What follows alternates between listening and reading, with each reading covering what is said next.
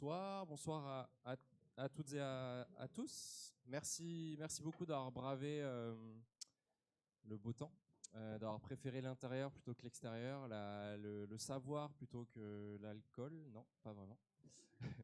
Non, en tout cas, merci beaucoup d'être venu ce soir pour cette troisième rencontre de l'année.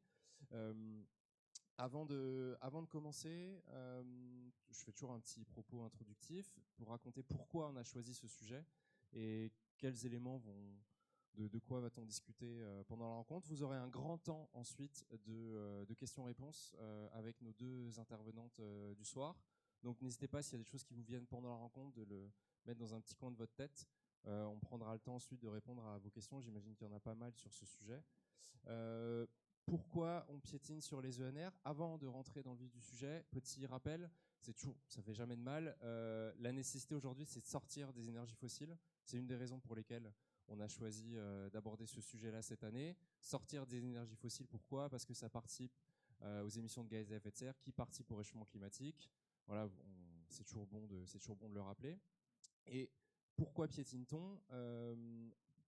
On a l'impression que les énergies renouvelables, les ENR, sont en constante évolution en France, c'est vrai, sauf que c'est assez lent, notamment par rapport à d'autres pays européens. On est le seul pays dans l'Union européenne qui n'a pas respecté les accords fixés par Bruxelles. Et en 2023, les ENR représentent 22% de la consommation d'énergie finale. C'est de mieux en mieux. C'est 3 points de plus qu'en 2020. Mais ce n'est pas assez. Pour rappel, l'objectif, c'est 33% d'énergie provenant des renouvelables pour 2030. La plupart des expertes et des experts, et même des membres du gouvernement, estiment aujourd'hui que ça va être très compliqué d'y arriver. Donc, c'est véritablement la question qu'on va se poser ce soir. Plus de NR, oui, je pense qu'on est tous et toutes d'accord. En repensant également notre modèle de société, et ça on en rediscutera aussi, c'est pas parce qu'on a plus de NR que tous les problèmes vont être réglés, loin de là. Ça, c'est aussi un prérequis. Ça sera ton rôle, Aline, effectivement, voilà. Mais ça nous semblait très très intéressant, notamment dans un centre de sciences, de savoir pourquoi, effectivement, alors qu'il y a un consensus scientifique aujourd'hui sur les moyens, sur les ENR pour répondre aux dérèglements climatiques et au réchauffement climatique, pourquoi ça piétine et pourquoi ça piétine notamment en France. Voilà, pour le propos introductif, il fait chaud dans cette salle. Et pour répondre à cette question, à ces nombreuses questions, on a la chance d'avoir avec nous Marie Beauvais. Bonsoir Marie. Avec le micro, c'est mieux, c'est comme les ENR. Bonsoir. Vous êtes responsable des relations institutionnelles du groupe Valorem. On prendra le temps d'expliquer ce qu'est Valorem pendant la rencontre. Aline Nipper, bonsoir Aline. Bonsoir. Vous êtes journaliste indépendante, spécialisée sur les questions d'énergie, et vous êtes notamment l'autrice de Hydrogène Mania, enquête sur le totem de la croissance verte, qui est paru il y a quelques mois au Passager clandestin, livre qu'on pourra retrouver grâce à notre partenariat avec Mola, salut Isabelle, que vous pouvez retrouver en dédicace à la fin de la rencontre. Mais avant d'entrer avec vous dans les questions, on aurait dû avoir une troisième personne ici, là. Faudra un petit peu l'imaginer. C'est Sylvain Roche. Sylvain Roche, il est ingénieur de recherche à la chaire Trent de Sciences Po Bordeaux et il est spécialisé sur les questions des énergies renouvelables et il a notamment participé à l'énorme cahier qui a été commandé par la région Nouvelle-Aquitaine il y a quelques années qui s'appelle Acclimatera. Acclimatera, c'est un peu la feuille de route sur l'adaptabilité et sur la réduction, donc l'adaptabilité par rapport au changement climatique et la réduction des gaz à effet de serre pour la région Nouvelle-Aquitaine. C'est un document qui est public, que tout le monde peut se procurer. Et lui, il a participé à toute la partie sur les énergies renouvelables. Donc, manque de peau, finalement, il n'était pas dispo. Mais on lui a posé une question donc préenregistrée. La question était assez simple et ça va nous permettre d'avoir un propos aussi introductif pour la soirée. C'est: qu'en est-il des énergies renouvelables en région Nouvelle-Aquitaine? Où est-ce qu'on en est aujourd'hui? Est-ce qu'on est dans une bonne dynamique ou pas? Voilà la question qu'on lui a posée. Et pour les personnes qui sont de dos, ici, c'est sur l'écran juste derrière. Voilà ce qu'il a répondu. Alors, concernant le processus de déploiement des énergies renouvelables en Nouvelle-Aquitaine, je dirais que cette dynamique s'inscrit dans un oui, mais. Oui, car la région Nouvelle-Aquitaine est l'une des régions leaders des énergies renouvelables, derrière la région Auvergne-Rhône-Alpes et l'Occitanie. Et bien que mon discours va se focaliser aujourd'hui sur les ENR électriques, Il faut savoir que la région Nouvelle-Aquitaine voit aussi se déployer des projets ambitieux autour des biogaz, de la filière bois ou encore de la géothermie. Donc, les filières renouvelables couvraient près d'un quart des besoins électriques de la région Nouvelle-Aquitaine en 2024, avec une sorte de complémentarité, mais aussi de disparité territoriale entre un mix basé sur l'éolien au nord de la région Nouvelle-Aquitaine et un solaire beaucoup plus présent au sud de l'estuaire de la Gironde. Bon, cette dynamique, elle est portée essentiellement donc, par le solaire, du fait du niveau d'ensoleillement et aussi de la disponibilité de surface. Donc, il y a le développement de grandes centrales au sol, particulièrement présents en Gironde et dans les Landes. Mais la grande majorité des sites PV raccordés sont des installations chez des particuliers. On voit aussi l'agri-PV, voilà, l'agri-PV avec tous ses défis de concilier les usages alimentaires et les usages de production d'énergie, qui connaît aussi un développement important sur les C'est territoires. l'agri-photovoltaïsme. Enfin, un dernier exemple qui Photovoltaïsme. montre aussi ce processus de massification, c'est l'éolien offshore. Donc d'ici 2040, 4 parcs éoliens devraient être déployés sur la façade sud-atlantique, soit à peu près 4,4 gigawatts de puissance installée, équivalent à la consommation d'environ 7 millions d'habitants. Donc l'éolien en mer fera aussi bondir de manière significative la puissance installée des renouvelables en Nouvelle-Aquitaine d'ici 2032-2034. Mais l'IAME, hein, voilà, dans l'énergie, il faut toujours raisonner en termes de grille, hein, c'est jamais blanc ou jamais noir. Donc le débat sur le mix énergétique reste toujours très clivé, notamment en France, où la politique énergétique reste très fragmentée par la question du nucléaire. Le réseau électrique aussi, ses capacités de raccordement doivent pouvoir suivre. Enfin, d'autre part, l'espace disponible est de plus en plus difficile à trouver. L'utilisation multi-usage de l'espace reste délicat. Les grands équipements de type solaire au sol sont désormais prohibés en zone forestière et notamment depuis les épisodes de feux de forêt qu'on a connus ces dernières années. L'éolien terrestre aussi, l'éolien terrestre reste en difficulté en Nouvelle-Aquitaine et notamment en Aquitaine, en ancienne Aquitaine où il reste totalement absent. La région possède un potentiel éolien terrestre qui est aujourd'hui sous-exploité, hein. Les conflits d'usage, son symbolisme politique et paysager et les problèmes d'acceptabilité sociale bloquent son déploiement. Donc, il faut aussi un petit peu repenser notre manière de développer cette filière sur les territoires. Et c'est vrai que les approches bottom-up hein, qui visent à faire sortir les projets par les territoires, et notamment les municipalités et les intercos, sont une solution pour réguler ce problème. Moi, j'imagine que mes homologues de Valorem vont parler ce soir, mais le projet éolien d'Andilly-les-Marais en Charente-Maritime, un projet composé de 3 éoliennes terrestres, c'est totalement inscrit dans cette logique de territorialisation de la transition énergétique. Sa démarche citoyenne et sa dynamique locale ont vraiment permis une bonne appropriation territoriale de cette filière énergétique. Et très probablement que la future régionalisation de la programmation pluriannuelle de l'énergie, la PPE, sera vue comme une bonne chose pour permettre une meilleure planification et concertation du développement des énergies renouvelables sur les territoires et à ce titre permettre aussi une meilleure acceptabilité par la population. Merci. Merci Sylvain. Il y a beaucoup de choses qui ont été dites. Aline, tu voulais réagir déjà dans un premier temps sur ce qui a été dit par Sylvain? Oui. Sylvain Roche l'évoque, mais il y a pas. Enfin, quand on parle d'énergie renouvelable, un peu spontanément, on pense à l'éolien, au solaire, donc en fait à l'électricité renouvelable. Mais la première source d'énergie renouvelable en France, c'est ni le solaire ni l'éolien, c'est le bois énergie. Enfin, il y a tout un pan du mix énergétique qui correspond en fait à la production de chaleur, à la fois pour chauffer les bâtiments, pour l'eau chaude sanitaire et pour le secteur industriel. Par exemple, la chimie, la sidérurgie a besoin de chaleur haute température. Et il y a tout ce volet-là aussi qui nécessite d'être décarboné parce que pour l'heure, 2 tiers de la production de chaleur est issue de combustibles fossiles. Donc ça, c'est juste pour un petit rappel un peu général, même si la suite de la conversation va un peu plus se focaliser sur l'électricité renouvelable. Ça me semblait important d'avoir ça en tête et de ne pas confondre énergie et électricité, ce qui parfois est fait, quoi. Restons juste, je me permets juste pour que ce soit vraiment clair, quand tu dis ne pas confondre énergie et électricité, ça veut dire qu'il y a tout un pan, par exemple prenons la mobilité, qui est aujourd'hui la première source d'émissions de gaz à effet de serre en France, et un tiers des émissions de gaz à effet de serre qui viennent de la mobilité. Là, on parle d'énergie, on ne parle pas que d'électricité. C'est l'énergie qu'on va devoir produire pour effectivement faire rouler des voitures, qu'elles soient individuelles ou collectives, merci, etc., etc. C'est ça dont il s'agit. Oui, pour la mobilité, du coup, c'est sous forme de carburant qu'on brûle qui alimente ce secteur-là. Ouais. Pour vous donner une petite ordre de grandeur, et après on arrête promis avec les chiffres, aujourd'hui les ENR, donc les énergies renouvelables, sont à l'origine seulement de 9% de l'énergie produite pour la mobilité. Donc il faut imaginer que 91% de l'énergie aujourd'hui qui sont pour la mobilité, 91% de l'énergie pour la mobilité provient d'énergie fossile, donc carbonée.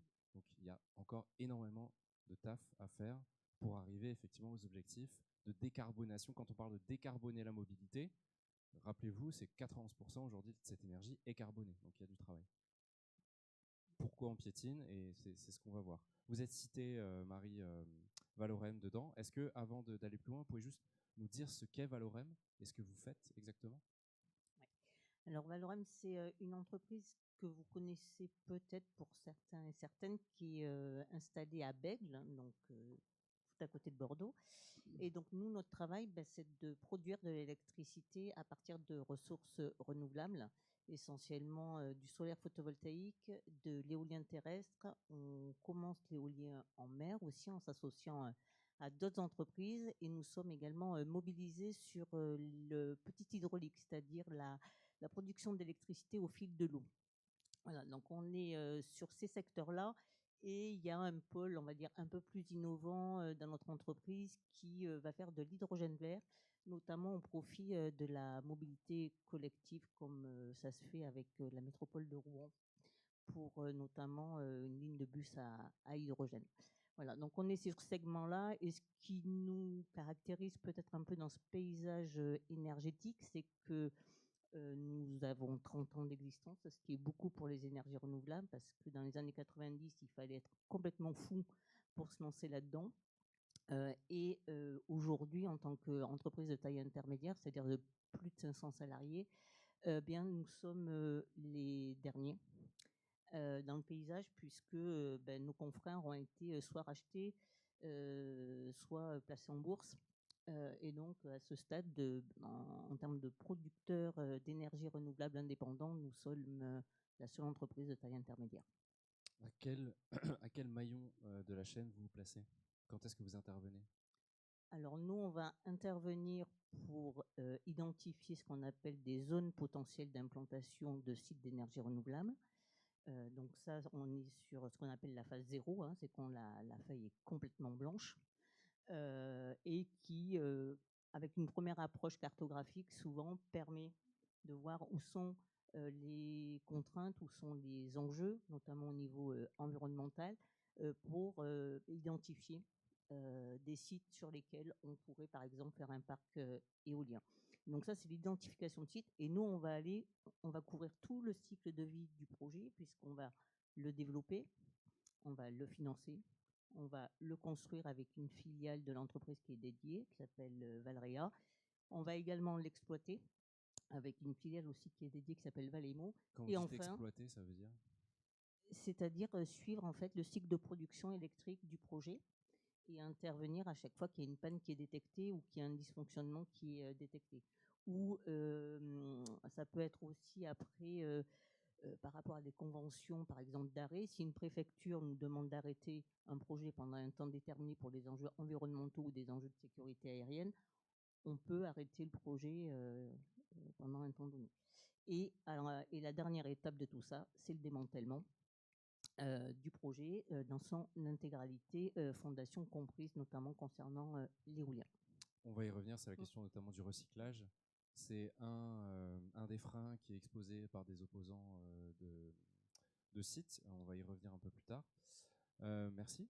Aline, la première question qui est un peu plus méta, c'est comment on explique le retard de la France aujourd'hui sur les ENR, mais aussi le retard mondial sur ces questions. Les renouvelables, effectivement, peut-être qu'au début des années 90, ça paraissait un peu plus fou qu'aujourd'hui en tout cas, mais depuis les années 2000, on en parle.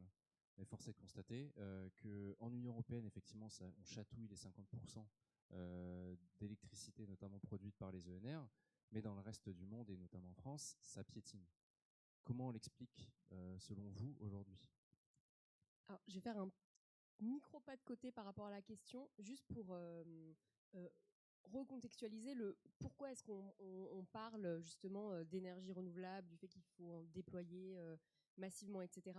C'est pour remplir des objectifs climatiques. C'est parce que il y a un cataclysme écologique en cours et qu'il faudrait bien faire quelque chose pour que la planète reste habitable. Sauf que du point de vue de cet objectif-là, qui n'est pas des moindres, en effet, on piétine complètement et il faut bien comprendre que l'électrification ne suffira pas à remplir cet objectif-là.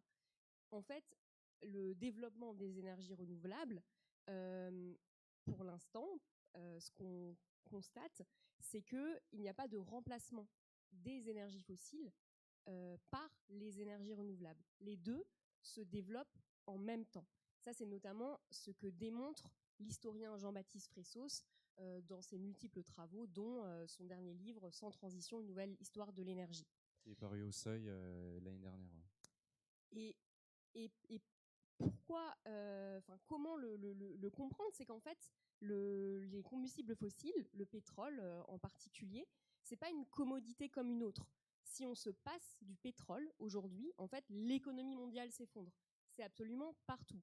Là, le micro que je tiens, sans pétrole, je ne pourrais pas communiquer avec vous. Parce qu'à la fois, le pétrole fournit de l'énergie. Donc, par exemple, l'électricité qui me permet d'amplifier ma voix.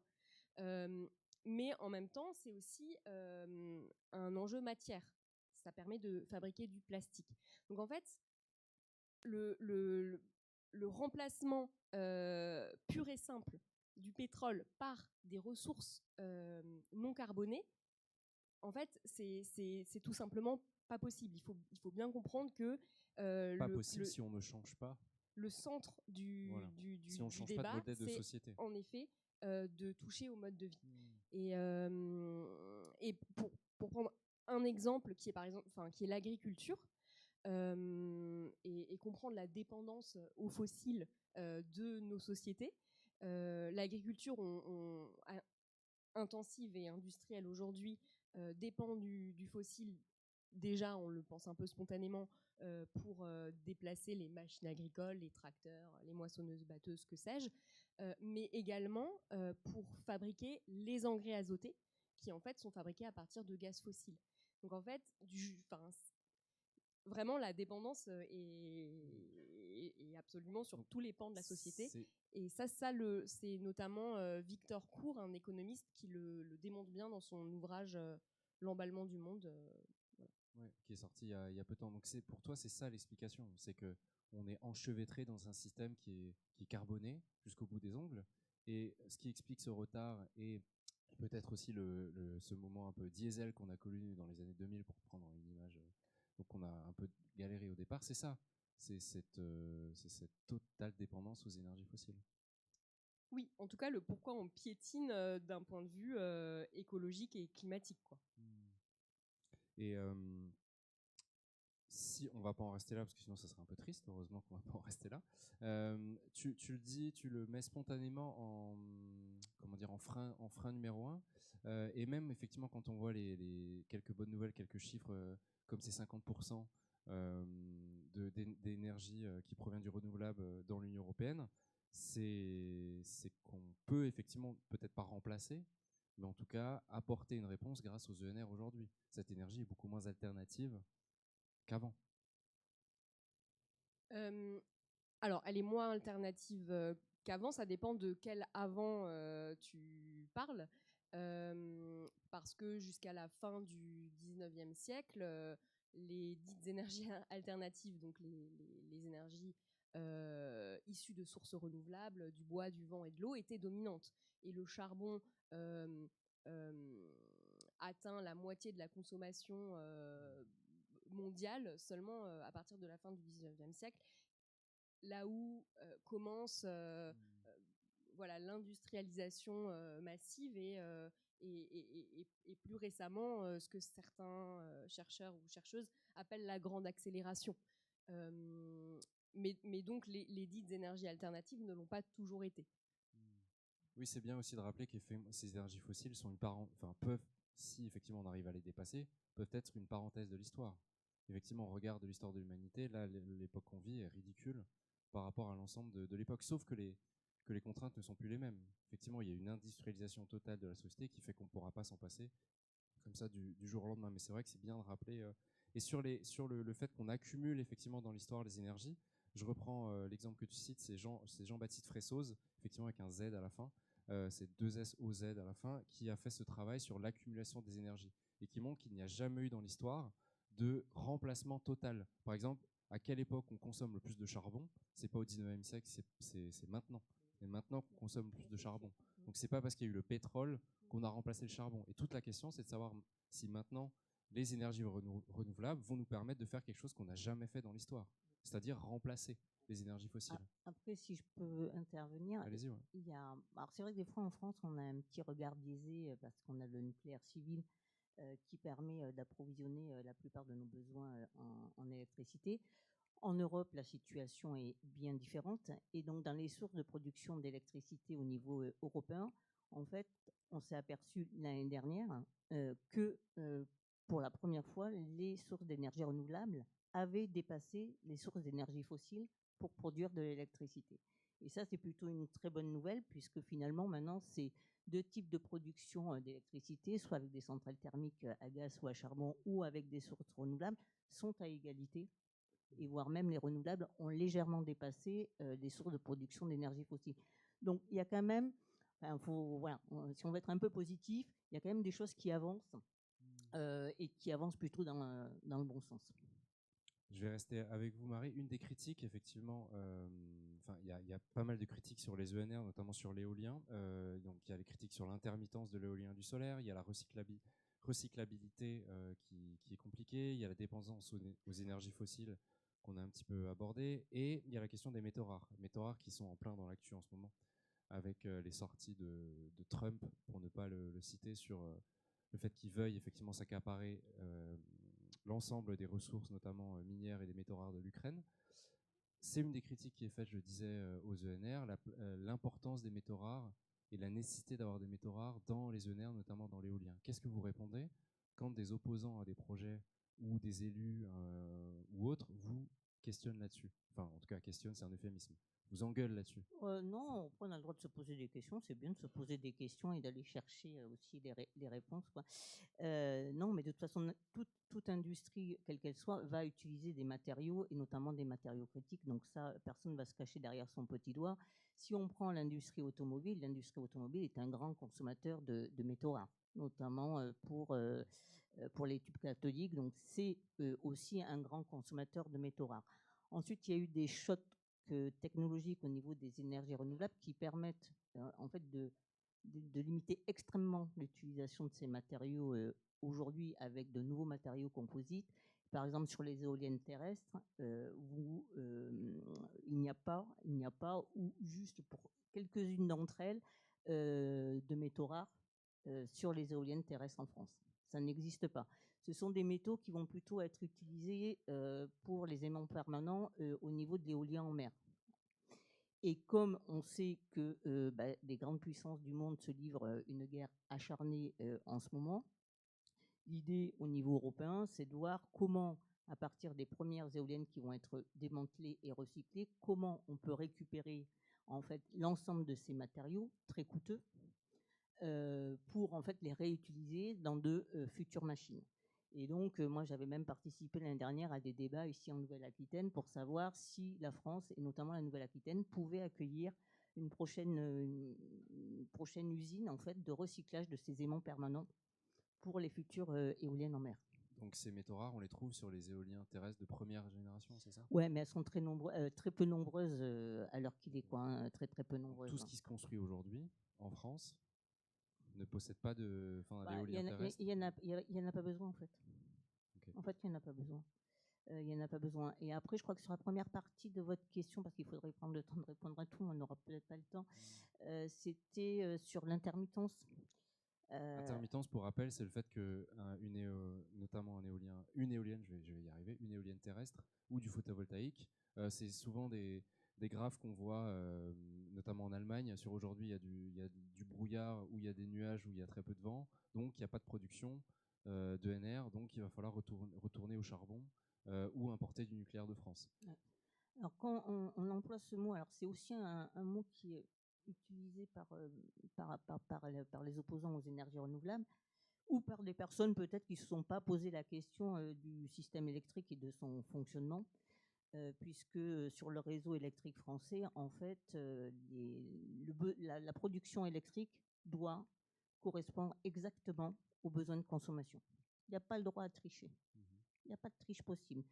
C'est le travail de réseau et transport d'électricité, de RTE. Ils font ça toute la journée, H24. Et pour les énergies renouvelables, nous, on s'inscrit en fait par une complémentarité, notamment entre le jour et la nuit, le solaire produisant uniquement en journée, et des périodes plus ventées qui vont plutôt apparaître en fin de journée et la nuit. Donc en fait, nous, on va aussi s'inscrire dans cette complémentarité pour alimenter ce système électrique avec l'ensemble des sources d'énergie. Et sûrement, vous avez entendu parler, notamment quand il y avait un peu des crises d'approvisionnement, quand on lâche des grands barrages, par exemple, au niveau de l'hydroélectricité, l'hydroélectricité est capable d'arriver en appoint s'il y a besoin, à un moment donné, de beaucoup d'électricité d'un coup sur une pointe de demande. Si je me permets un peu une image, c'est qu'on peut imaginer les ENR comme une sorte de forêt, où s'il n'y avait qu'un chêne, ça ne marcherait pas. En revanche, si on met que de l'éolien, ça ne marche pas. Si on met que du solaire, ça ne marche pas. Si on met que de l'hydroélectricité, ça ne marche pas non plus. En fait, il faut un foisonnement de l'ensemble de ces sources d'énergie. Et sur certaines îles, notamment au niveau des Caraïbes, qui ne sont pas connectées au réseau électrique de l'Hexagone, et donc avec ce fameux approvisionnement possible avec le nucléaire civil, on nous demande, nous, producteurs d'énergie renouvelable, de dire précisément le jour pour le lendemain quelle est la quantité d'électricité que l'on pense produire pour répondre aux besoins d'approvisionnement des habitants de la Guadeloupe. Et si on ne le fait pas, si on ne répond pas à nos obligations, nous sommes soumis à une pénalité. C'est la raison pour laquelle on a mis en place des systèmes de stockage, ce qui fait que quand on produit plus d'électricité que ce que les Guadeloupéens en ont besoin, on stocke cette électricité en trop et on la restitue lorsque les Guadeloupéens ont des besoins de consommation plus importants. Donc en fait, c'est flexible. Vous la stockez avec des batteries ou Là, c'est un système batterie, oui. Ouais. Donc en fait, l'intermittence, moi j'ai plutôt envie de parler de complémentarité et de prévisibilité, quoi. C'est-à-dire qu'en fait, on peut être intelligent et piloter les installations renouvelables pour répondre aux besoins, comme les citoyens peuvent, s'ils ont des panneaux solaires sur leurs habitations, se dire, il peut être plus intelligent de de faire tourner le lave-linge au milieu de la journée quand il fait beau que le soir à 20h. Comme ça, on utilise l'électricité au moment où elle est produite. Aline, tu avais une question? Non. Quand on a préparé la rencontre tout à l'heure, tu voulais poser une question à Marie. Alors je t'en prie, c'est ton... Non, tu te souviens plus? Non, parce qu'on prépare un petit peu la rencontre quand même. Non, tu te souviens plus? Non. Je vais faire mon travail là. Je vais pas rejeter la faute sur toi. Il y a une des critiques aussi qui était la recyclabilité. Ça aussi, c'est ce qu'on entend beaucoup. Ce n'est pas recyclable. Il y a des photos qui... Oui, je me souviens. Il y a des photos, effectivement, c'est vous qui disiez, il y a des photos qui circulaient sur Internet de pales d'éoliens qu'on retrouvait dans les champs abandonnés. Qu'est-ce qu'il en est de cette recyclabilité-là, si on prend l'exemple de l'éolien notamment? Alors la France est en pointe sur la réglementation. C'est-à-dire que dès qu'on peut en rajouter encore une couche, on le fait. Donc, pas de critique des normes et de la réglementation. Non, ça, je ne laisse pas passer. C'est-à-dire que pourquoi on piétine? C'est parce qu'on procrastine beaucoup aussi en France et que les couches de réglementation successives nous font perdre un temps assez précieux. Voilà. Mais en tous les cas, la bonne chose qui s'est passée en 2020, c'est un nouvel arrêté concernant notamment le recyclage obligatoire des matériaux composant des sources d'énergie renouvelables, notamment pour l'éolien, puisque depuis le 1er janvier 2024, nous sommes sommés de prouver pour avoir une autorisation environnementale, c'est-à-dire pouvoir faire un parc éolien, de prouver que 96% des matériaux utilisés dans l'éolienne sont recyclables et la même chose pour les fondations. Voilà. Donc c'est plutôt une très bonne chose puisque ça a poussé l'industrie, et notamment l'industrie européenne, à innover très fortement sur des nouveaux matériaux pour fabriquer les éoliennes qui sont essentiellement, faut se le dire, hein, c'est du métal. Hein, une éolienne, le mât, c'est un gros bloc de métal qui se revend assez bien, qui se revalorise assez bien parce que les cours mondiaux du métal notamment sont assez élevés, donc c'est assez recherché. Mais voilà, du coup, là, on voit arriver non seulement des nouveaux cycles de recyclage, y compris des pales, et puis surtout des nouveaux matériaux qui vont permettre de faciliter à terme ce recyclage aussi des éoliennes. C'est du métal et du plastique composite qui est plus compliqué à recycler. Oui, le plastique, c'est un peu plus compliqué. Il est détruit, il est broyé. Effectivement, on en récupère voilà, une partie pour des matériaux de construction comme ça, mais pour moi, c'est pas terrible. Quoi. C'est des pales qui vont poser un peu de soucis. Il y a, Aline, vous avez étudié ce qui se passe notamment au niveau des blocages locaux plutôt, c'est un blocage. Est-ce qu'on peut avoir une typologie d'opposants et d'opposantes assez claire, savoir qui s'oppose à ces projets d'éolien ou de photovoltaïque, ou alors est-ce que c'est plus compliqué que ça et ça dépend du territoire? Alors, j'ai pas directement étudié la question. En revanche, j'ai lu des personnes qui ont étudié la question, en particulier une sociologue qui s'appelle Stéphanie Deschézel, j'espère que je prononce bien son nom, qui a publié un livre qui s'appelle Bataille rangée sur le front éolien, et qui permet de sortir de ce discours selon lequel en fait, les gens sont d'affreux égoïstes qui ne comprennent pas les enjeux du déploiement des énergies renouvelables. Tout cet argumentaire autour du not in my backyard et qui recomplexifie un petit peu la Pas dans situation. mon jardin. Ouais, pardon. Qui recomplexifie un petit peu la situation. Et notamment qui montre que en fait derrière il y a des propos politiques, il y a donc des visions du monde et pas seulement l'enjeu d'être d'accord de déployer des parcs éoliens ailleurs mais pas ici. Et elle explique notamment que chronologiquement, notamment début des années 2000, c'était plutôt des pans de la gauche radicale qui s'étaient emparés de la question de l'éolienne à taille industrielle. Hein. On parle vraiment, là, son terrain, c'était sur des oppositions aux projets éoliens de grande taille, donc des mâts qui sont à 150, 180 mètres de hauteur. Je parle sous votre réserve.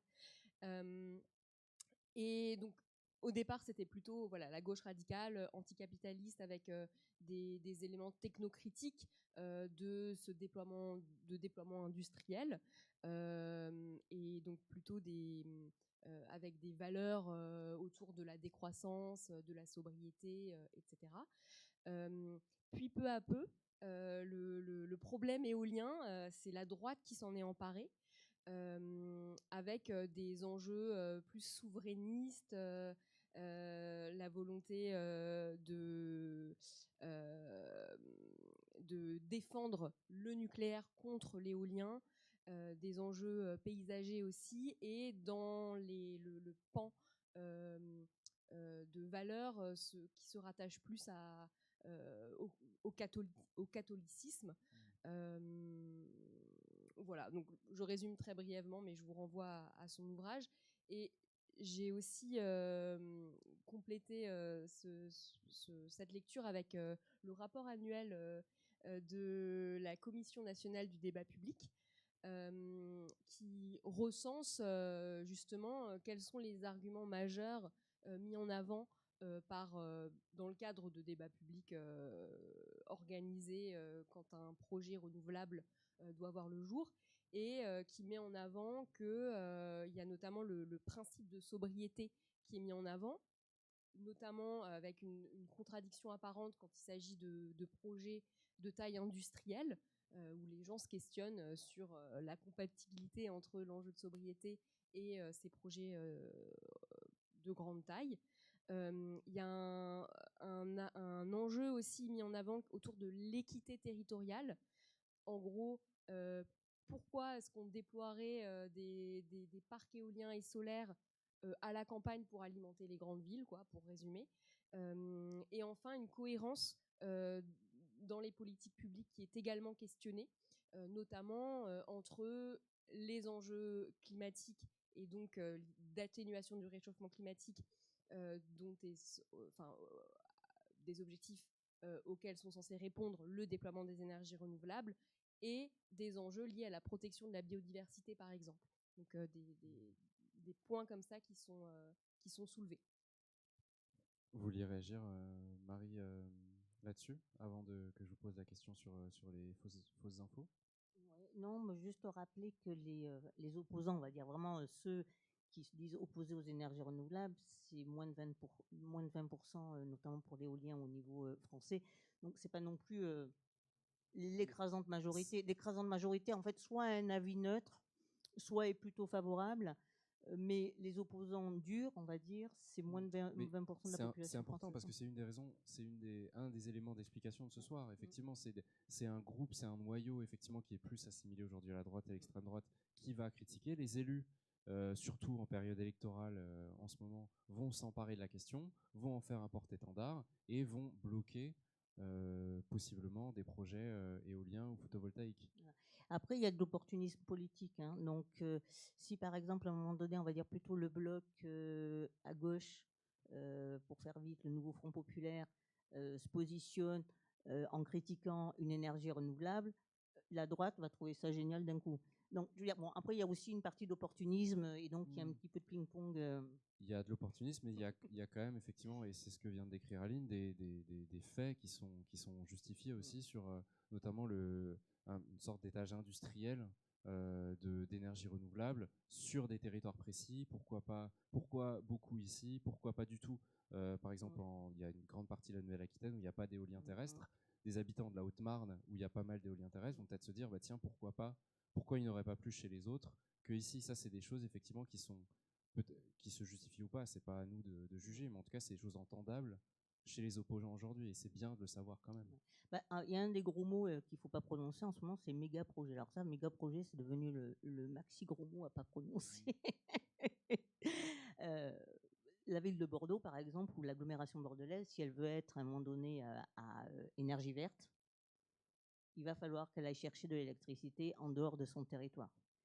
Parce qu'elle n'arrivera pas à produire toute l'électricité d'origine renouvelable sur son territoire. Il va manquer de foncier. C'est obligatoire.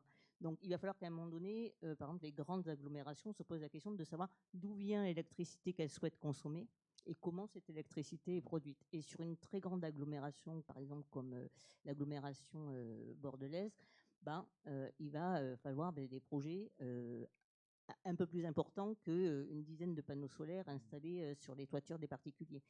Donc voilà. Après, voilà, il faut aussi regarder les enjeux de vers quel objectif on tend pour choisir le bon projet. Si par exemple il y a des projets agrivoltaïques qui se développent. Agrivoltaïque, juste expliquer en quelques. Agrivoltaïque, c'est en fait une façon de. En fait, on part toujours du projet agricole, d'une production agricole sur laquelle on va venir adapter une production solaire. Et donc, on a deux productions sur un même foncier. Et c'est cette difficulté sur l'agrivoltaïsme de savoir comment on met en synergie ces deux productions pour garantir à l'exploitant agricole, notamment la pérennité de sa production, mais aussi les revenus qui en sont issus. Et donc, c'est un travail, là, pour le coup, de très longue haleine en termes de concertation territoriale pour voir comment on associe sur un même terrain ces deux productions sans que l'énergie se substitue à l'agriculture, ce sans quoi l'énergéticien va être dans l'obligation de démanteler son installation. Si par exemple on observe sur un projet agrivoltaïque qu'il n'y a plus de production agricole, il va y avoir des sanctions qui tombent à l'encontre du développeur solaire. Et donc c'est toute cette réflexion qui est engagée. Et dans les Landes, effectivement, certains projets menés par des confrères et y compris par nous quand on travaille avec des grappes d'agriculteurs, effectivement, on va être sur des étendues en nombre d'hectares qui vont être un peu plus supérieures qu'au jardin potager d'à côté. Effectivement, et c'est ce que rappelait Aline tout à l'heure, c'est là où l'enjeu de réflexion de la société dans laquelle on a envie de voir advenir, en tout cas, c'est là que ça se pose, effectivement. Si on veut tendre à toujours plus d'électricité, toujours plus d'énergie, cette question-là qui se pose pour la métropole de Bordeaux, mais pour toutes les métropoles, va se poser partout, effectivement. Et opposer ville-campagne, en écologie, on est très fort pour ça, et ça crée des oppositions, comme vous venez de le dire là. J'avance un petit peu avec toi, Aline, sur l'éléphant au milieu de la pièce, c'est le nucléaire. On n'en a pas encore parlé. Sylvain Roche en a un petit peu parlé. Comment tu positionnes le nucléaire là par rapport au débat et à la question de ce soir? C'est le frein, c'est le lobby, c'est le diable, ou c'est un peu plus compliqué que ça? Bah, c'est pas le frein avec un grand L, parce qu'on aura bien compris qu'il y en a plusieurs, et qu'il faut voir aussi l'objectif qu'on poursuit. Mais en effet, dans l'actualité récente en tout cas, EDF, donc producteur majeur d'électricité nucléaire, a fait partie a plutôt poussé pour freiner les objectifs du solaire dans un des textes stratégiques, qui est la feuille de route sur 2 fois 5 ans de la France. Et le texte s'appelle la programmation pluriannuelle de l'énergie, dont la consultation vient de s'achever. Et dans le cadre de ces consultations, les différentes parties prenantes, donc en gros souvent des organisations structurées qui sont des entreprises ou des ONG, vont prendre position sur le texte préliminaire proposé par le gouvernement. Et dans le cadre de cette consultation, EDF a, de manière très explicite, expliqué que les objectifs du solaire sont trop importants et privent de déboucher le nucléaire. Notamment pour une raison qui est que les estimations, les pronostics en termes de demande d'électricité n'ont pas été aussi importantes que prévu. Donc en gros, la demande d'électricité est plutôt en berne cette année, ce qui fait qu'il y a eu un enjeu de concurrence entre le solaire et le nucléaire. Et donc EDF met ça en avant et ça a porté ses fruits, puisque en effet, les objectifs du solaire dans la programmation pluriannuelle de l'énergie ont été abaissés. Et il y a aussi toute une fiscalité sur le petit et le moyen solaire qui a été réduite. En gros, il y avait des incitations fiscales pour déployer le petit et le moyen solaire, donc notamment sur les toitures. Le prix fixé a été amoindri. Voilà. J'avais divisé par 3. chiffre exact. Les aides ont été divisées par 3 pour Le prix de rachat pour les installations, le petit photovoltaïque. Okay. Voilà. Après, rappelons aussi que EDF n'est pas seulement producteur de nucléaire, mais aussi de renouvelables, dont d'hydroélectricité. Donc, il a aussi des intérêts à ce que le renouvelable se développe et qu'il y ait des objectifs. Donc ça, c'est un exemple concret d'un énergéticien effectivement qui va faire pression, donc qui va jouer son rôle de lobby auprès du gouvernement pour dire on calme le solaire parce que nous, on a moins de retombées possibles avec le nucléaire. Donc quand on parle effectivement du lobby du nucléaire, ce qui peut être un gros mot comme ça sans fond réel, là, c'est un exemple de ce qu'il peut effectivement faire. Est-ce qu'on peut imaginer l'inverse? Est-ce qu'on peut imaginer que demain, des acteurs et des actrices du solaire fassent la même chose, insufflent la politique du gouvernement, ou il n'y a que le nucléaire qui peut faire ça? Non, dans les faits, il y a d'autres entreprises très influentes qui ont l'écoute du gouvernement. Mais c'est vrai qu'il y a une spécificité française. En plus, EDF est une entreprise publique. Les liens sont extrêmement forts. Là, en plus, le gouvernement actuel ne se cache pas d'être extrêmement pro-nucléaire. Donc, en effet, les arguments d'EDF font mouche, quoi. Mais, euh, mais, euh, mais beaucoup de grandes entreprises implantées en France sont également consultées dans le cadre de ces textes. Vous vouliez réagir là-dessus? Non, mais c'est vrai qu'il y a une participation de toute la filière et des associations à ce type de texte, parce que c'est des textes qui nous engagent sur plusieurs années, donc c'est pas un choix anodin, et c'est des textes qui nous engagent aussi sur le budget de notre pays et sur les ambitions qu'on porte en termes de souveraineté énergétique. Donc c'est pas un texte anodin, et c'est pour ça qu'on peut ressentir effectivement des tensions très vives. Voilà. Après, l'ensemble des majors d'énergie, qu'il s'agisse d'EDF Renouvelables, d'Engie, de Total Energy, ont tous aussi des investissements dans les énergies renouvelables. Je tiens à le signaler aussi. Elles le mettent bien en avant dans leur pub. Ouais, mais moi je travaille avec certains d'entre eux et franchement avec des personnes qui croient en leur boulot et qui vont faire le maximum pour faire des beaux projets. Les personnes qui travaillent dans les renouvelables, c'est des personnes qui se battent des fois pendant 10 ans pour sortir ou plus un parc éolien, 6 pour un parc solaire. Donc on travaille dans l'une ou l'autre des sociétés, c'est des personnes quand même qui sont convaincues, je pense, du bienfait de leur boulot, quoi. Mais c'est vrai que c'est pas évident, surtout que maintenant on est sur une hausse des températures qui va plutôt s'établir, selon les scientifiques, à plus 4 degrés. En France, en tout cas. Voilà, les 2 degrés sont largement dépassés. Donc, nous, on va être renouvelable plutôt sur une force d'atténuation par rapport à ce réchauffement climatique qui est en cours. Mais aujourd'hui, on nous demande aussi d'être une force d'adaptation.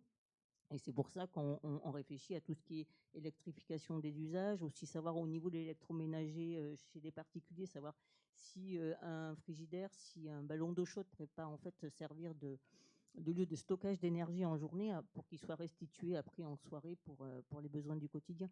Donc c'est vrai que c'est des grandes réflexions. Ouais. Est-ce que c'est une des raisons aussi? Il y a beaucoup de fausses infos qui circulent sur les ENR, sur Internet, mais pas que, notamment dans la bouche de certains et de certaines élus aussi. Est-ce que c'est des choses auxquelles vous avez à faire face quand vous faites des réunions publiques ou ça reste en marge, effectivement?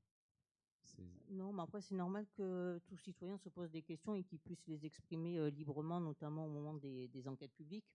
Les enquêtes publiques sont là pour donner son avis et pour poser des questions. Et nous, développeurs, avons l'obligation de répondre à chacune de ces questions.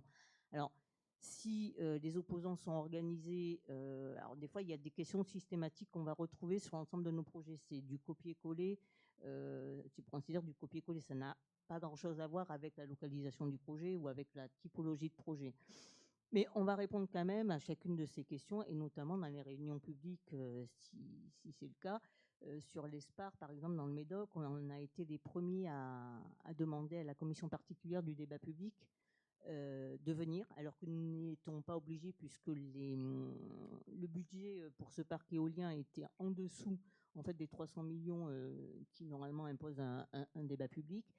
On l'a fait quand même pour justement prendre le temps de répondre à ce que nous, on appelle des fake news.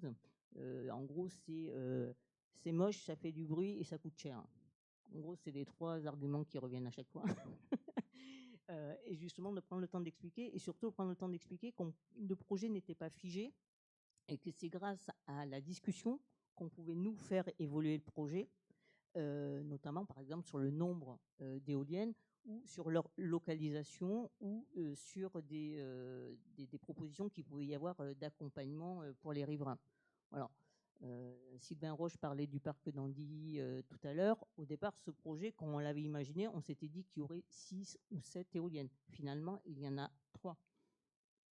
Et ça, c'est parce qu'on prend le temps de discuter, de répondre aux questions et finalement de s'accorder ensemble sur le projet qui convient au plus grand nombre. C'est ça la bonne stratégie?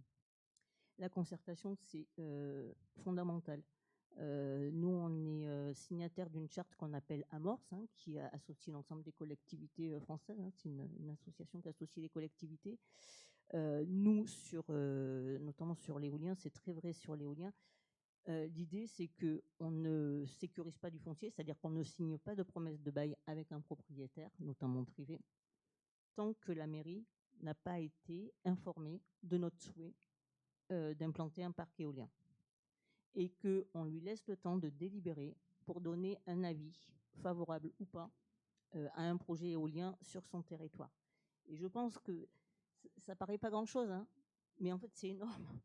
Le fait que le citoyen soit prévenu avant même que le projet soit conçu, avant même que le foncier soit sécurisé, ça permet en fait d'établir ce dialogue et d'avancer ensemble et de monter en compétences ensemble pour chacun des projets d'énergie renouvelable.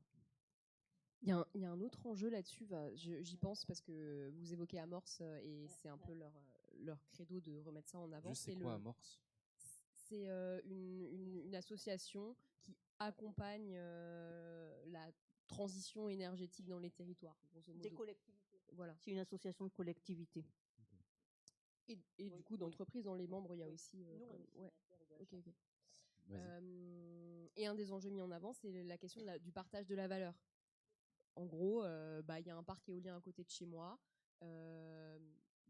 Pourquoi est-ce que c'est seulement l'énergéticien qui se mettrait tout dans les poches alors que... Ton micro, pardon. Ton micro un peu plus proche. Pardon.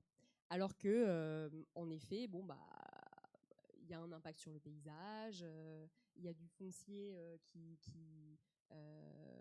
est dédié à ce projet-là, etc. Et normalement, un décret aurait dû être adopté justement sur cette question du partage de la valeur, et on l'attend toujours, qui est censé être dans la loi d'accélération des énergies renouvelables. Et donc, le débat n'a pas encore eu lieu. Mais je me demandais quelle était votre position là-dessus. Ouais, non, en fait, c'est bloqué à Bercy. Non, en fait, au ministère des Finances. Au ministère des Finances.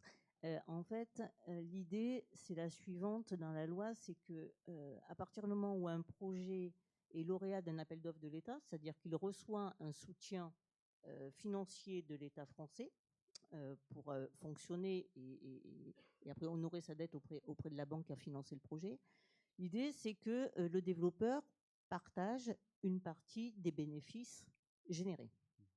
Voilà. L'idée, elle est très simple.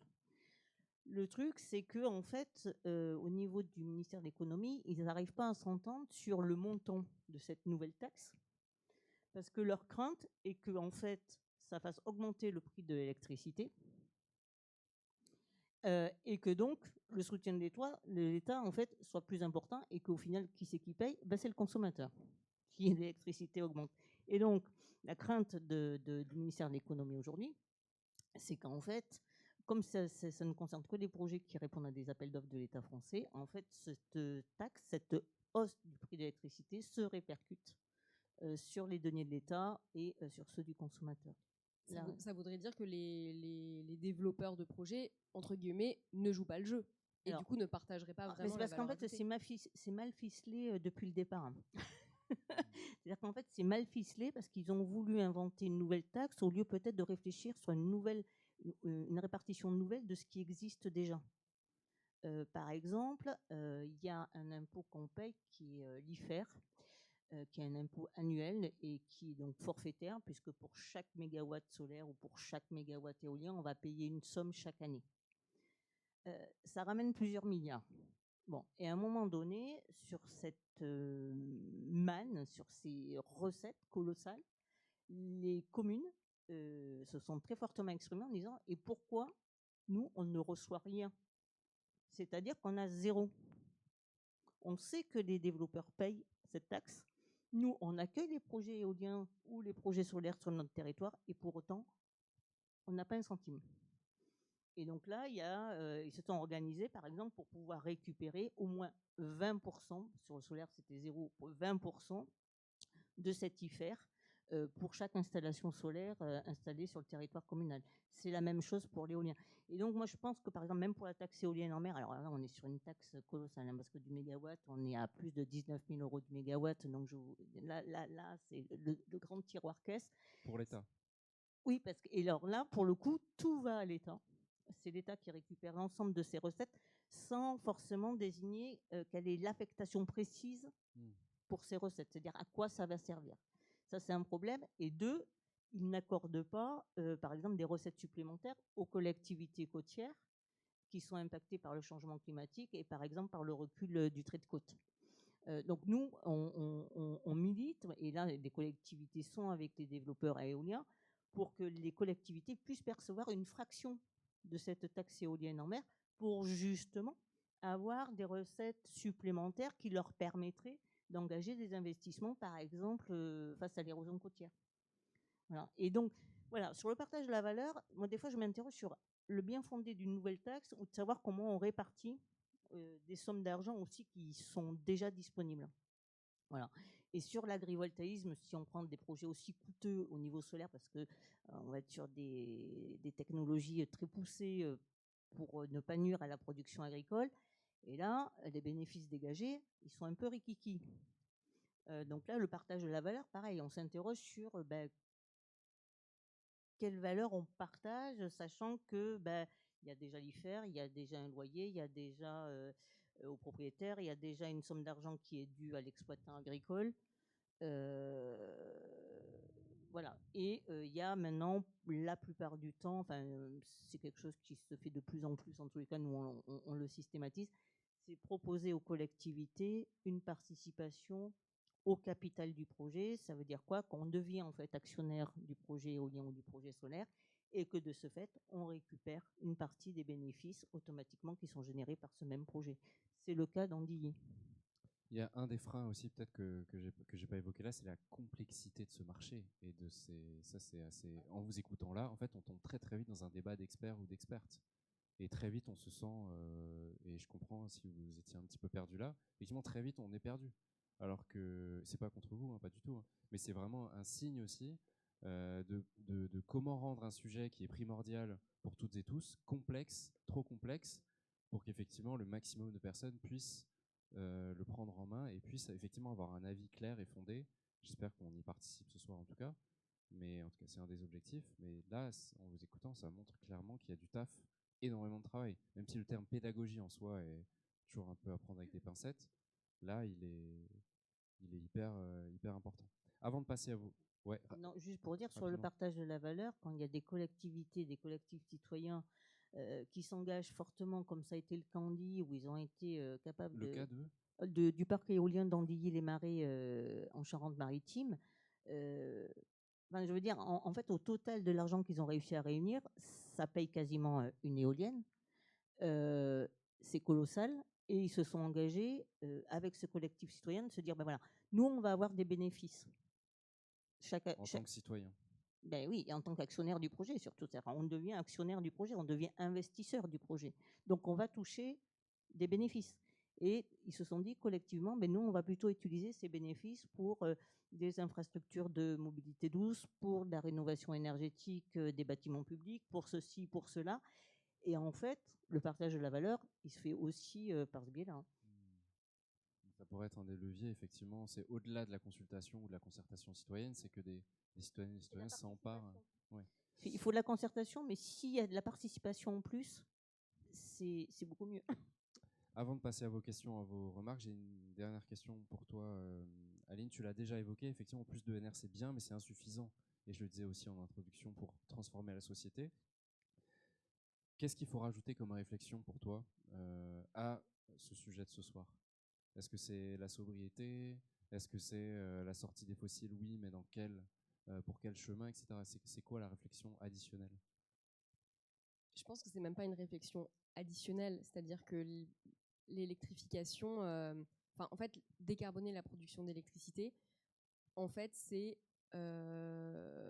la partie la plus facile à réaliser. À côté de ça, il y a par exemple le secteur de la sidérurgie. C'est pas demain la veille qui sera décarboné. La sidérurgie, donc pour fabriquer de l'acier, il faut du charbon. il existe une autre option pour fabriquer du charbon en émettant moins de CO2 dans l'atmosphère, c'est en utilisant de l'hydrogène. Mais l'hydrogène, c'est un gaz qui, lui aussi, doit être fabriqué au préalable et qui, pour l'instant, est également fabriqué à partir de combustibles fossiles. Donc, il faudrait fabriquer de l'hydrogène à partir d'énergies renouvelables, ce qui n'est pas encore le cas, puis dédier c'est environ 5% de l'hydrogène produit aujourd'hui dans le monde. C'est à peu près ça. L'hydrogène vert. L'hydrogène en Europe. Ouais, dans, en le Europe. monde, oui, pardon, en Europe. 99% de la production d'hydrogène est issue de combustibles fossiles. Donc, beaucoup d'étapes, beaucoup d'investissements et surtout des quantités d'électricité à dédier du coup juste à un secteur qui est la sidérurgie, qui est colossal. Enfin, tout ça pour faire comprendre une seule chose, c'est que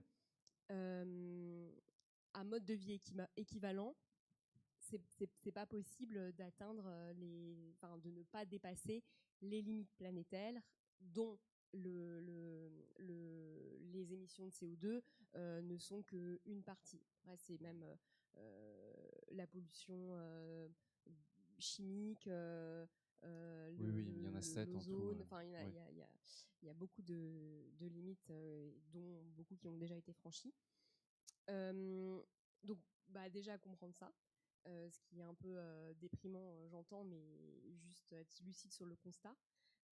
Après, du point de vue purement énergie, il y a une réflexion que j'avais trouvée intéressante d'une anthropologue qui s'appelle Laurence Reynaud, qui explique que la manière dont on conçoit aujourd'hui notamment les énergies renouvelables et l'intégration de plus en plus importante des énergies renouvelables dans le mix énergétique, c'est sur le même mode que les combustibles fossiles. Donc en gros, l'idée de pouvoir avoir accès quand on veut à une source d'énergie, ce qui est quand même l'énorme vertu des combustibles fossiles. Le pétrole, il se déplace extrêmement facilement, il fournit beaucoup de quantité d'énergie, c'est fantastique, hein. Évidemment, c'est pour ça qu'on en a partout. Et on veut faire la même chose avec les énergies renouvelables, alors qu'il y a des contraintes physiques qui sont par exemple le fait qu'il fasse beau pour produire de l'électricité solaire, le fait qu'il y ait du vent pour produire de l'électricité issue d'éoliennes. Et donc ça, c'est notamment un sans doute des éléments auxquels on pourrait réfléchir. Et il y a une historienne de l'architecture qui s'appelle Fanny Lopez qui, dans À bout de flux, son ouvrage propose d'accepter l'intermittence des énergies renouvelables, par exemple. Et donc, de fait, quand il n'y a plus de ressources disponibles, on débranche et on ne consomme pas à ce moment-là d'électricité, avec des garde-fous évidemment, en décidant collectivement quels seraient les secteurs prioritaires qui auraient besoin d'électricité en continu. On pense par exemple immédiatement aux hôpitaux ou des choses comme ça. Voilà, c'est des réflexions C'est l'étape d'après. C'est effectivement, on a une solution qui est décarbonée et qui répond à des exigences en termes de décarbonation et d'adaptation au changement climatique. Et c'est ensuite, qu'est-ce qu'on en fait de cette énergie produite? Est-ce que, dernière question, vraiment, pardon, avec vous, Marie, est-ce que ça, c'est un débat aujourd'hui prenons l'exemple de la ville de Bordeaux, l'exemple que vous donniez tout à l'heure. La ville de Bordeaux est capable de produire X gigawatts d'électricité, pas plus. Ce pas plus, ça veut dire qu'on ne va pas le chercher ailleurs. On ne va pas le chercher dans les Landes, on ne va pas le chercher en Lot-et-Garonne, en Dordogne ou en mer. On se réserve aux capacités de la métropole. C'est un débat qui, pour vous, est imaginable à court terme? Ou là, on est dans un délire de méchants écolos? Non, c'est pas être méchant, c'est en fait regarder quels sont les besoins aujourd'hui du résidentiel, de l'industrie, des services publics, du tertiaire. Et si il devait y avoir à un moment donné une coupe en approvisionnement, voilà, désigner qui n'aura pas droit à cette électricité, par exemple. Ça se fait pour l'eau déjà. Est-ce que c'est l'entreprise? Est-ce que c'est les industries? Est-ce que c'est le tertiaire? Est-ce que ce sont les écoles? Est-ce que ce sont les particuliers? Voilà. Donc, à un moment donné, voilà, nous, on est une grosse métropole, hein, avec une grosse activité économique. Donc, on sait que les besoins sont colossaux. C'est 40% des besoins de la Nouvelle-Aquitaine, la métropole de Bordeaux. Donc, on sait que c'est colossal. Donc, soit on se cache derrière son petit doigt et effectivement, la sobriété, moi je pense que, notamment quand il y a eu la crise de 2022, et là le fait qu'il y ait encore les prix du gaz qui soient très élevés, je pense qu'il y a eu quelque chose qui a été compris par les citoyens, En tout cas, c'est la première fois qu'on parlait autant d'énergie. Ça, oui. Ouais, mais même quand on voit que justement les besoins en électricité bah, sont pas aussi importants que ce qu'on aurait pu penser sur les prévisions, il y a eu quand même, moi je pense que sur cette sobriété, puis il y a des familles aussi qui ont dû se priver parce que faute d'argent, hein. Après, il y a aussi des personnes qui ont moins consommé d'énergie faute de moyens. Mais justement, enfin, je me permets Mm. d'insister, vous n'avez pas vraiment répondu à la question. Est-ce que pour vous, c'est un débat? Justement, parlons des personnes qui ont dû serrer la ceinture quand les prix du gaz et l'électricité ont atteint un stade un peu fou hiver 2022. Effectivement, au-delà du 19, qui est enfin, une communication très discutable du gouvernement, du 19 degrés, le thermostat, il y a effectivement des familles qui ont dû serrer la ceinture parce qu'on a fait des choix. Effectivement, le bouclier énergie, on l'a supprimé là il y a quelques mois. C'était une baisse, en tout cas une planification des tarifs par le gouvernement, ça a sauté aussi. On a clairement fait des choix en disant les plus précaires, on s'en occupe moins maintenant parce que les prix d'énergie ont baissé. Donc ce débat, il n'a pas du tout lieu aujourd'hui en termes de choix de qu'est-ce qu'on fait de la production. Est-ce que, juste rapidement, est-ce que pour vous c'est envisageable aujourd'hui ce débat-là ou on en est un peu loin? Ouais, mais après, il faut savoir dans quelle société on veut vivre et si on. Non, mais voilà, c'est voilà. Après, enfin, moi, je pense que par exemple, la métropole de Bordeaux aurait tout intérêt avec notamment les sociétés d'économie mixte d'investir sur des parcs de production d'énergie renouvelable à l'extérieur, en concertation avec les territoires voisins pour approvisionner l'agglomération de Bordeaux. Je pense que ça peut être une bonne idée, surtout que vous l'avez rappelé, le solaire en toiture va être beaucoup moins attractif que ça a pu l'être, donc les particuliers seront peut-être freinés dans leur choix. Les collectivités aussi, notamment s'il s'agit de faire des travaux. Alors désolé pour les chiffres, mais entre 100 et 500 kilos, voilà. Donc par exemple, moi, faut en rediscuter avec la ville de Bordeaux et avec les décideurs politiques de la ville, mais potentiellement, ce qu'ils avaient prévu au niveau de la solarisation des toitures ne sera pas atteignable. Voilà. Et donc, moi, je trouve très dommage qu'on ne puisse pas faire effectivement du solaire sur tout le bâti disponible. Mais là, les contraintes sont telles que je ne suis pas sûre que ce soit très incitatif ce qui se passe actuellement. Et je ne suis pas sûre qu'il n'y ait pas un frein effectivement très fort, notamment au niveau des grandes agglomérations. Donc, je pense qu'il ne faut pas mettre après tous ces œufs dans le même panier. Et je pense que ce n'est pas un gros mot que de travailler avec les territoires voisins. On s'alimente bien grâce aux paysans des campagnes avoisinantes des grandes villes.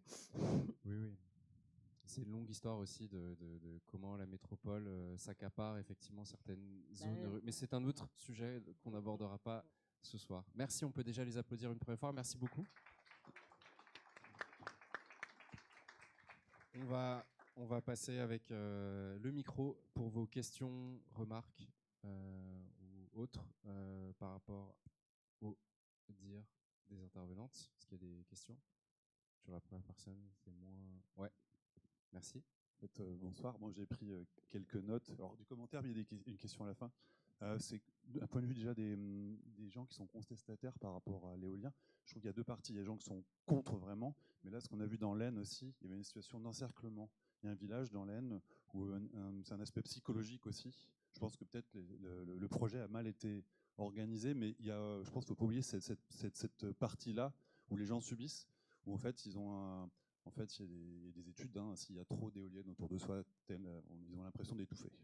Donc je pense qu'il y a aussi cette partie-là qui peut être, et ce n'était pas les seuls, je crois qu'il y en a d'autres aussi, je crois en Normandie aussi pareil. Donc je voulais juste dire là-dessus. Par rapport aussi, vous parlez de mettre des panneaux. Alors à Bordeaux, j'ai essayé de peindre en blanc mon toit, et c'est pas possible.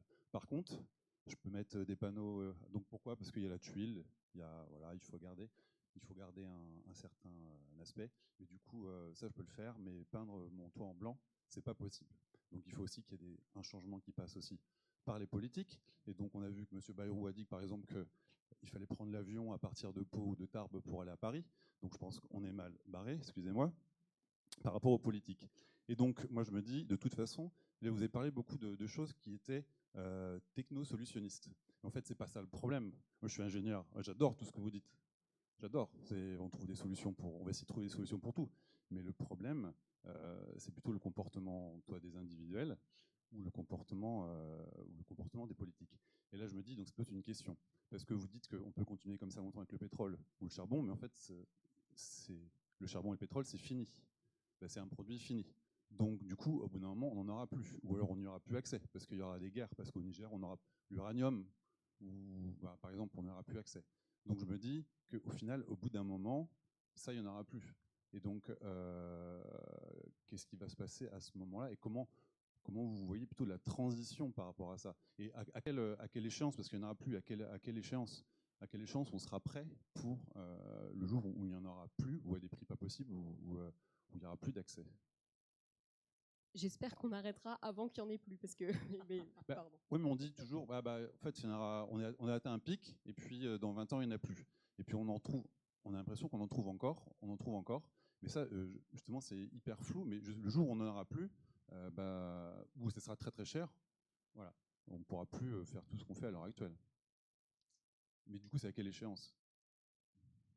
Qui est capable de répondre à cette question? Non, mais par rapport aux politiques publiques, il y a le fait d'avoir le 4 degrés, et en plus, le 4 degrés, faut pas oublier que c'est 2100, hein, donc 2120, ça sera peut-être 6 degrés, donc ça aussi, c'est Je pense qu'en parlant du Premier ministre, pour ne pas le citer, et de sa volonté de maintenir cette ligne, vous avez répondu à la question. Est-ce qu'il y a une vision? Donc, on n'est pas très aidé par le politique. Bah oui. Et à chaque fois qu'on nous dit qu'il y a une loi de simplification, on grimpe tous au mur en se disant oh là là, ça va être encore 10 fois plus compliqué qu'avant. Mais effectivement, et je pense qu'Aline a apporté ça aussi ce soir, c'est cette réflexion les ENR c'est bien, mais c'est pas du tout assez suffisant comme réponse aujourd'hui à apporter à la question effectivement de l'adaptabilité et de la baisse des émissions. Oui, donc c'est une notion de comportement. Et une dernière question, on n'a pas parlé de la marée motrice, parce que du coup on voit quand même, moi je me disais, je voyais la Garonne qui bougeait là. On parle du barrage de la Rance, j'ai appris ça au primaire il y a très longtemps, peut-être c'est le seul endroit en France, alors que j'ai l'impression que c'est une énergie qu'on a juste devant nous ici, on le voit tous les jours en plus. Et pourquoi c'est pas plus utilisé? Parce qu'il y a les jet skis. Ouais,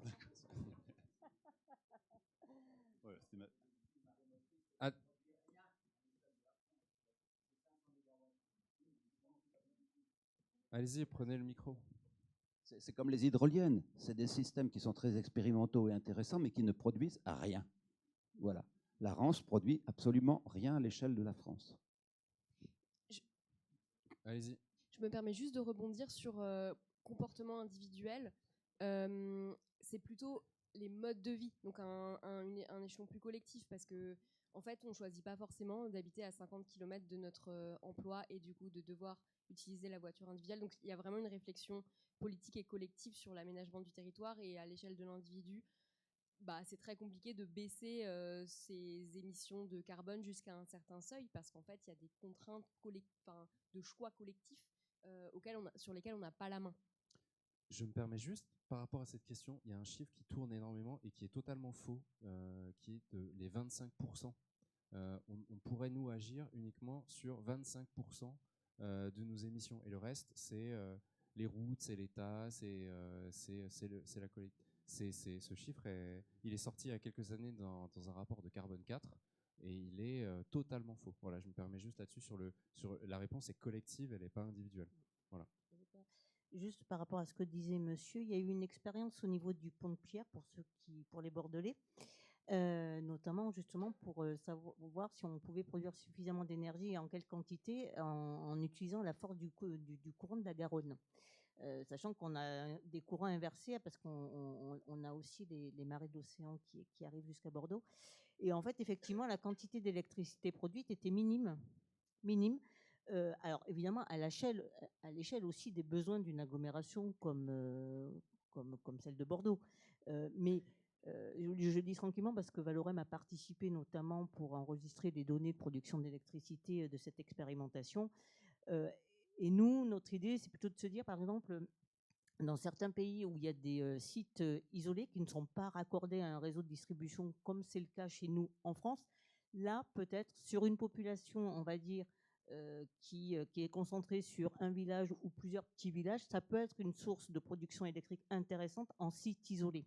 Voilà. Mais pour venir approvisionner une grande métropole comme celle de Bordeaux, finalement, c'est beaucoup d'investissement, c'est très cher, c'est beaucoup d'entretien pour un résultat pas terrible. Voilà. Voilà. Et après, par rapport aux éoliennes, vous avez raison, il y a des riverains, effectivement, qui ont établi qu'il y avait des nuisances avérées pour eux dans leur quotidien. Et donc là, moi je vous le dis, on travaille, mais alors c'est très très dur de travailler avec notamment avec l'armée en France pour notamment, l'armée, parce qu'en fait les contraintes éoliennes à 75%, ce sont des contraintes de navigation aérienne militaire.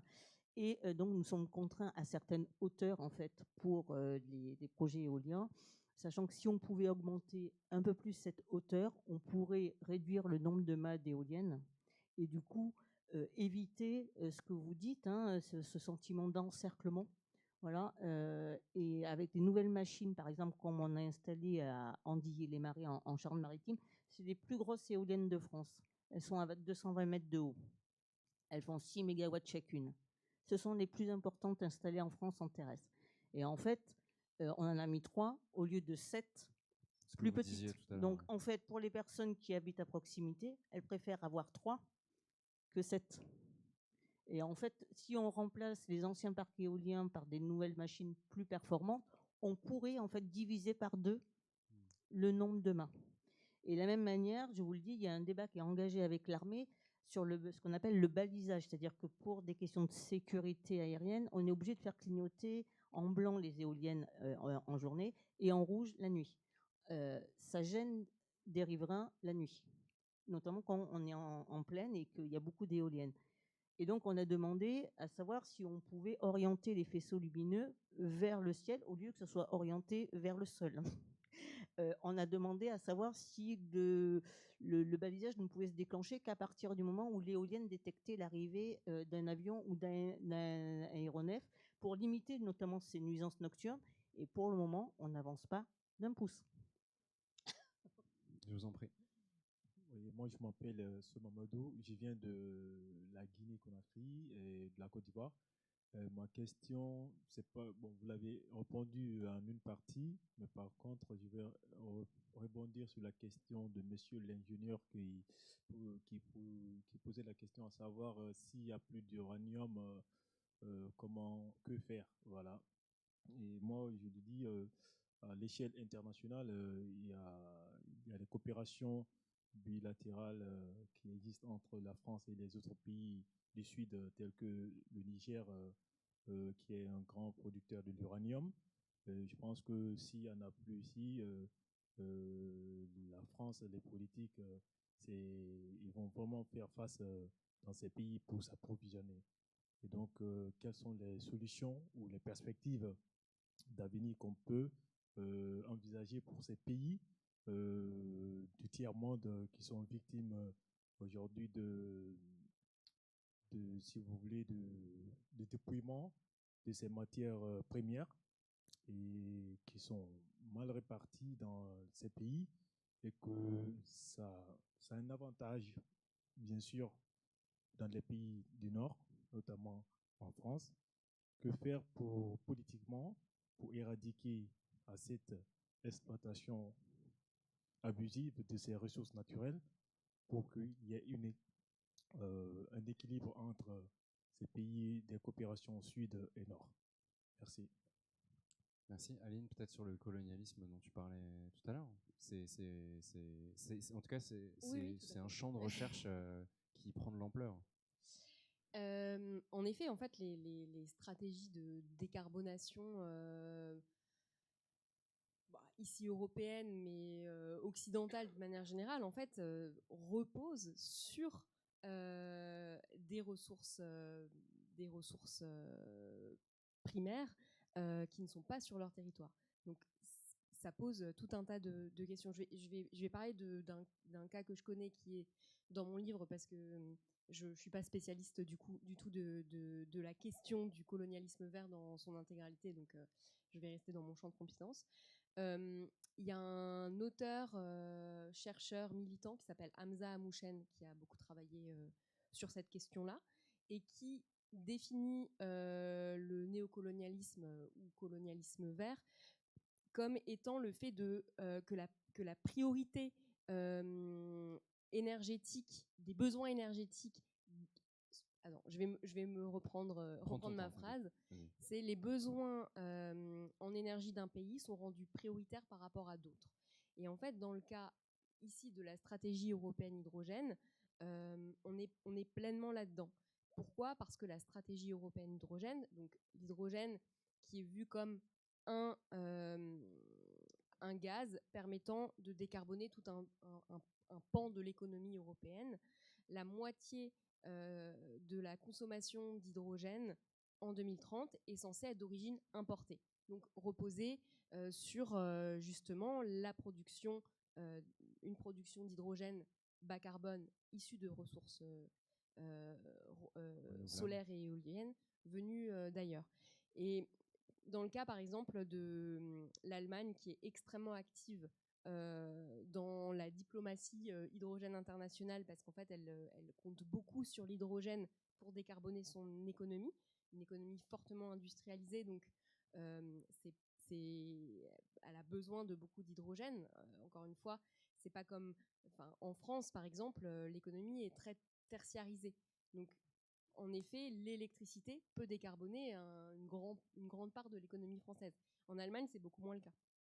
Donc, elle a besoin, elle mise beaucoup sur l'hydrogène pour décarboner un pan de son industrie et a notamment tissé un partenariat fort avec la Namibie, une ancienne de ses colonies, et un énorme projet de production d'hydrogène à partir de ressources solaires et éoliennes est en train de voir le jour sur un parc naturel et pose tout un tas de questions relatives au colonialisme vert, dans la mesure où ce projet nécessite des investissements énormissimes qui sont à la hauteur du PIB du pays, ne vont finalement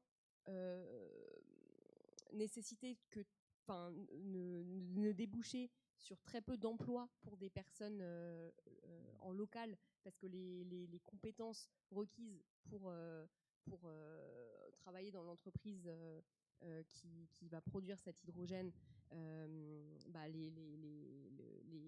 les compétences ne sont pas forcément disponibles sur place. Et que, en fait, ça pose la question de toute cette électricité renouvelable en Namibie qui est en train d'être développée, va être dédiée, du coup, fléchée vers la production d'hydrogène pour décarboner l'Allemagne. Alors que la Namibie aussi a besoin de cette électricité renouvelable. La moitié des Namibiens et des Namibiennes n'ont pas accès à l'électricité dans leur foyer. Donc ça pose en effet une multitude de questions et de problèmes. Et d'ailleurs, c'est un des débats qui revient et qu'on pourra peut-être aborder dans un happy hour peut-être l'année prochaine, c'est la question des mines, la réouverture des mines en Europe. Est-ce que cette réouverture des mines sur le sol français et européen est une réponse à ce que à ce que tu es en train de décrire là? Mais effectivement, je ne pense pas qu'on ait la réponse sur qu'est-ce qu'on fait, et c'est un peu la même question, c'est qu'est-ce qu'on fait s'il n'y a plus d'uranium, si on n'est plus capable de s'approvisionner en uranium et il n'y a plus d'industrie nucléaire civile en France. Je pense qu'on a fait une rencontre sur le nucléaire, effectivement, et on a abordé ce sujet-là comme critique, effectivement, à l'énergie nucléaire en France. On avait fait un sujet il y a 1 an et demi là-dessus, qui est dispo sur les internets, sur YouTube, sur le compte de Cap Science. Dernière question, et après on continuera. Le bar reste ouvert, les intervenantes restent pour la discussion. Moi, c'était plus un élément de réponse sur la question des matériaux et de la neutralité carbone qui était abordée par le premier intervenant. quand on regarde les scénarios qui permettent d'atteindre la neutralité carbone, les scénarios de l'Agence internationale de l'énergie, pardon, et puis tous ceux qui peuvent exister un peu au niveau national. Je travaille aussi à Valorem, donc on regarde les scénarios français, mais il y a 3 constantes dedans. Il y a la sobriété, il y a l'efficacité énergétique, donc avoir des équipements qui consomment moins d'énergie et qui consomment mieux de l'énergie, et puis les renouvelables. Ça, c'est les 3 constantes qu'on va retrouver dans tous les scénarios qui permettent d'atteindre la neutralité carbone. Et on ne sort pas forcément à 100% des fossiles, mais par contre, on a des puits de carbone qui permettent de capter les émissions qu'on va avoir par ailleurs. Donc, en fait, on ne peut pas se sortir de ces questions de transition si on n'arrive pas à avoir les 3 leviers qui arrivent à être activés en même temps. Ça, c'est ce qui ressort assez clairement, tous les scénarios qui sont faits au niveau français, tous les scénarios qui sont faits au niveau mondial.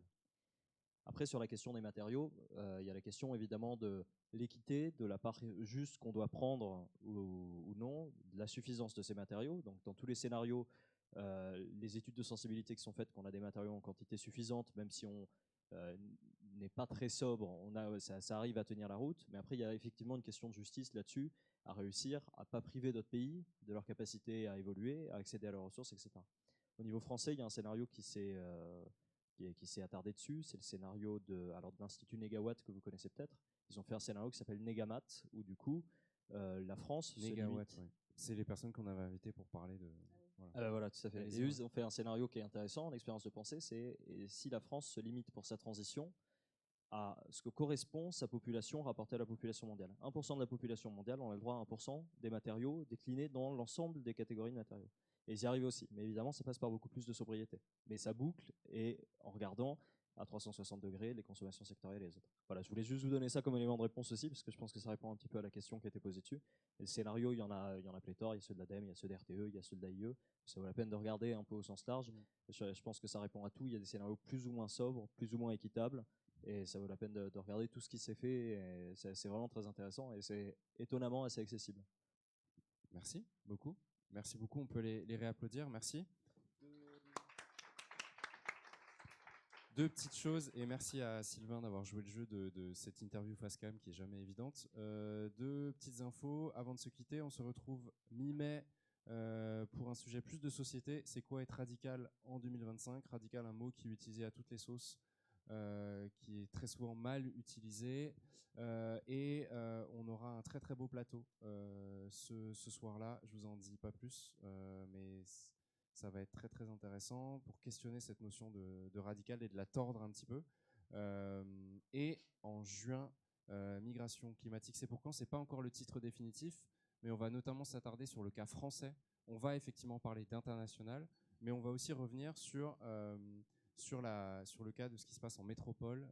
Quand est-ce qu'il va falloir bouger de chez nous concrètement ? Et qui, pourquoi, comment ? Et en s'inspirant de ce qui se passe notamment dans des pays qui sont d'ores et déjà confrontés à ces migrations climatiques-là. C'est pas de la science-fiction pour la France, et en habitant en Gironde, on sait ce que c'est, notamment avec les méga-feux de 2022, et pas que. Voilà, le bar reste ouvert, la terrasse aussi, les intervenantes aussi. Il y a la